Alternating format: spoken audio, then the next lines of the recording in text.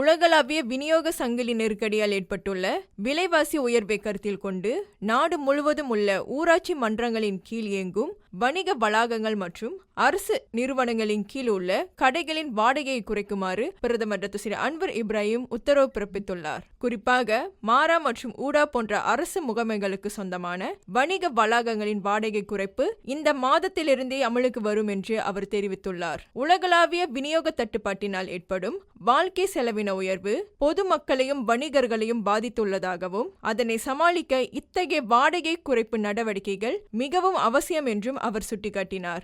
சிறு வணிகர்களுக்கு கை கொடுக்கும் இந்த முயற்சியை முதல் கட்டமாக ஸ்லாங்கோர் மாநில அரசு வரவேற்றுள்ளதுடன் மாநிலத்தில் உள்ள சிறு வணிகர்கள் மற்றும் வியாபாரிகளின் நலன் கருதி வணிக வளாக வாடகையை குறைக்க ஒப்புதல் வழங்கியுள்ளது.